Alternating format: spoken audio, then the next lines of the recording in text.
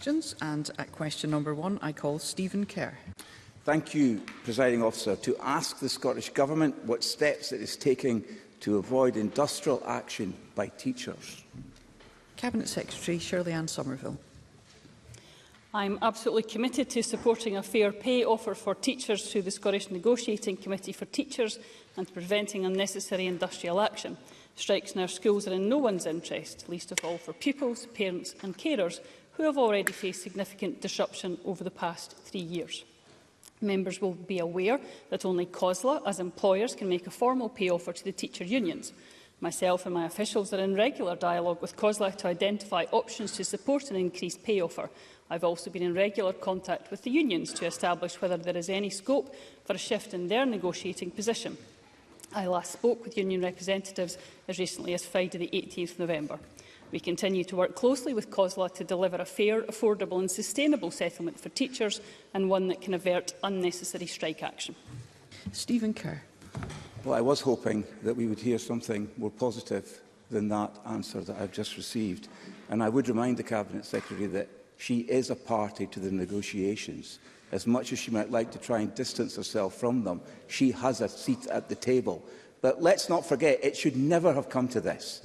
These negotiations should have been concluded weeks and months ago, not still taking place less than 36 hours before a strike is due to take place. Teachers have been let down by an SNP government that has been too slow to come to the table and take decisive action to resolve the pay disputes. Pupils and parents have been let down by an SNP government that says education is their top priority but cannot even keep the schools open. Even if strikes are called off, parents have had to scramble around for childcare. Pupils have had the additional stress of possible loss of days of learning. If the worst comes to pass and strike action goes ahead on Thursday, what plans are in place? And what is the Cabinet Secretary going to do to help pupils catch up on lost learning? Will the Cabinet Secretary take the opportunity now to apologise to parents and pupils for this stramash of her making? Cabinet Secretary. Well, Presiding Officer, as I was very clear in my original answer, yes, the Scottish Government does have a role in these pay negotiations, but the offer must come from COSLA as the employers, and 4 offers have indeed been made so far. We, of course, want to do all we can to ensure there is a fair and affordable resolution to the current pay dispute. However, I do have to be frank with Mr Kerr.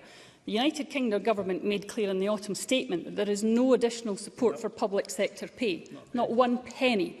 So I'm afraid the 10% pay claim that is coming from the teacher unions is unaffordable to the Scottish Government. Any extra money for pay deals will have to be found elsewhere within an already contained Scottish Government budget. So the fault that the place that we are in lies absolutely with the UK Government and the mess that they have driven to the UK economy and to the levels of inflation. Thank you, members. That is the reality of the situation that we are in. So we will absolutely continue to work with COSLA to deliver a fair and affordable settlement for teachers. But the context that we are working in is exceptionally important, and it, quite frankly, does a disservice to everyone involved in this for Mr Kerr not to actually pay cognizance to that. Stephen Kerr. What an embarrassment. What an embarrassment to Scotland to have a Cabinet Secretary in an area like education, which is fully devolved, blame the UK Government. It is beyond pathetic. No wonder teachers are leaving the profession. Who can blame them?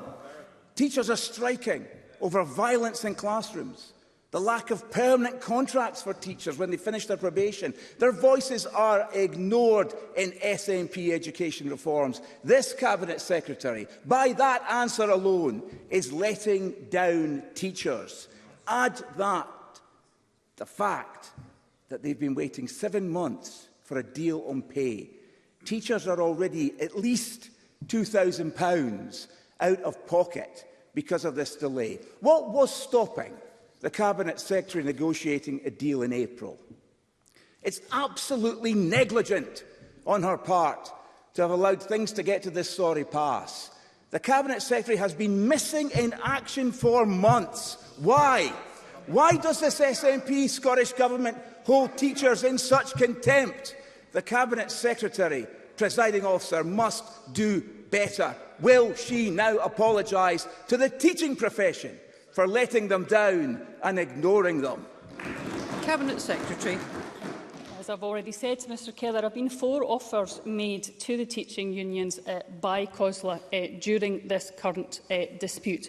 But it is very important to recognise what the Scottish Government has already done during this dispute. For example, we have already committed £50 million towards the teachers' offer that's currently on the table.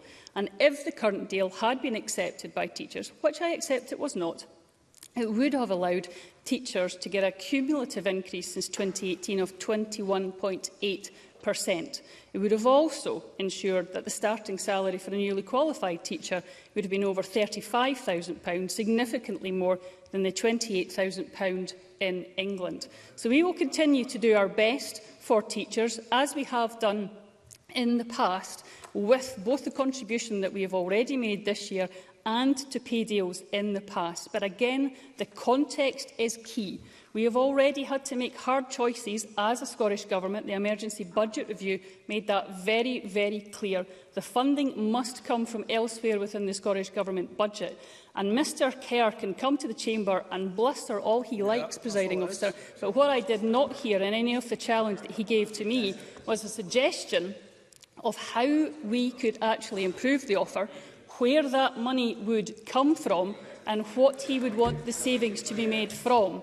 Unfortunately, the position that we are in is those savings would have to be found elsewhere. That is the context and the reality of the situation.